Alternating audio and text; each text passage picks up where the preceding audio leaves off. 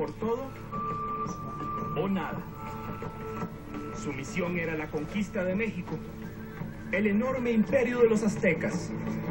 Y para lograrlo, debía valerse de todos los medios posibles, por más sucios que parecieran.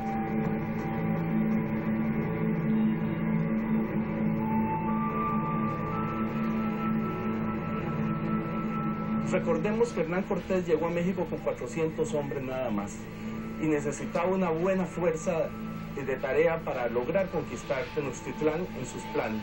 Así que es con base en alianzas de los pueblos enemigos de los aztecas que Hernán Cortés consolida una fuerza militar suficientemente poderosa para atreverse a atacar Tenochtitlán.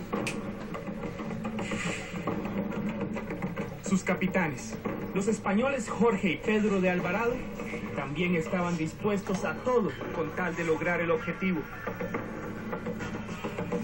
Hernán Cortés, cuando llega a Tlaxcala, el cacique Xicotenga les da dos princesas, Luisa y Lucía.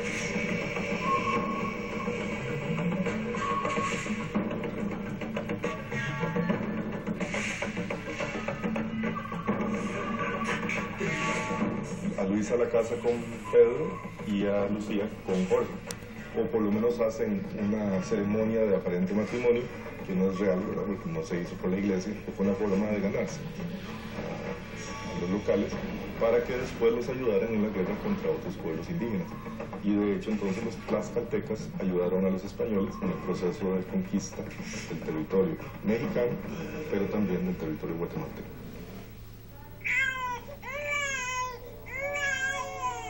Y nacen de estas relaciones los primeros mestizos en tierras continentales americanas. Lo curioso del caso, bueno, pues no todos los Alvarado descienden de estas princesas indígenas, porque posteriormente, como no había habido un matrimonio, ellos se casan con mujeres españolas, y de ahí sí vienen la mayoría de los Alvarado.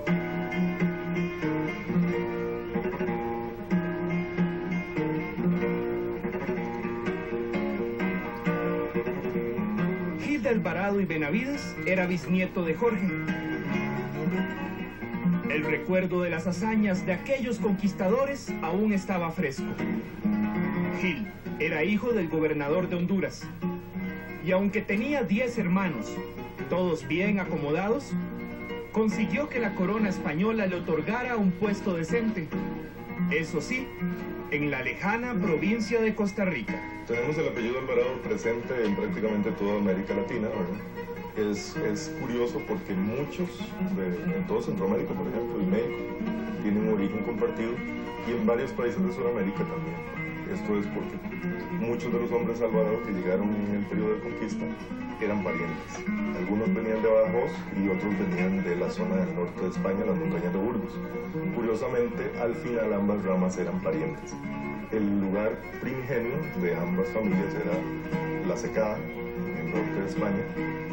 Una vez en Cartago, tomó posesión del cargo por el que había venido desde tan lejos. A él lo nombraron de corregidor en el pueblo de Pacaca. Pacaca era un pueblo de indios de la Real Corona, o sea, pertenecía al rey. Y el corregidor era el representante del rey en esos pueblos, el que llevaba el orden judicial y que veía por los delitos y otros asuntos. Después fue corregidor en otros pueblos igualmente indígenas del Valle Central. Ser descendiente de conquistadores también tenía otras ventajas. Doña Juana de Vera y Sotomayor, hija de una de las familias más encopetadas de Cartago, accedió a casarse con él y tuvieron 8 hijos. Juana de Vera y Sotomayor, la esposa de Gil de Alvarado, tenía una genealogía muy particular, que precisamente por ella muchos costarricenses nos vamos a vincular a casas reales europeas por Fernando III el Santo. Esto sucede porque doña Juana descendía, después de 13 generaciones, del rey de Castilla Fernando III. Y por ende, también de su padre Alfonso IX de León, de Fernando II de León, de Alfonso VII de León, y de ahí para atrás, de monarcas desde tiempos inmemoriales. En este libro podemos ver que es el primer libro de bautizos de Cartago, uno de los bautizos de un hijo de Gil de Alvarado con Juana de Vera Sotomayor, que precisamente muestra, digamos, la preeminencia social que tenía, porque el gobernador, don Gregorio de Sandoval, y su esposa son los padrinos del niño. Gil llegó a tener haciendas ganaderas a orillas del río Ciruelas, también a orillas del río Grande, cerca de lo que hoy conocemos como Atenas. Y claro, como casi toda persona rica de su época, tenían esclavos.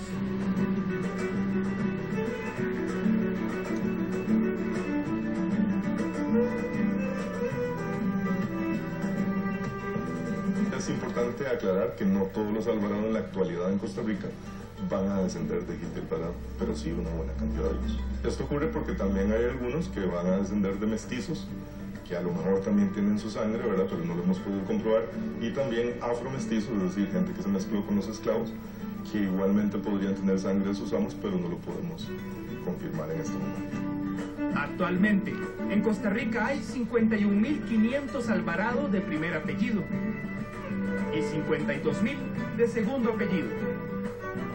Pero prácticamente no hay un costarricense que no lleve la sangre de Gil y su esposa, desde presidentes de la República hasta agricultores.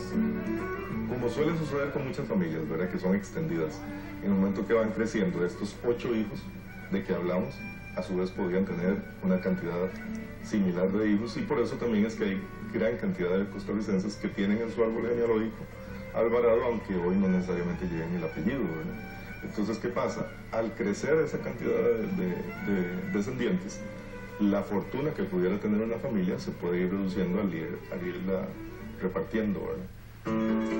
A lo largo de nuestros reportajes hemos aprendido que los costarricenses descendemos de indígenas y conquistadores, de esclavos y de sus amos, de personas cuyos nombres apenas sabemos y de reyes. Y al final, eso es lo que hace interesante a la historia de su sangre y la mía.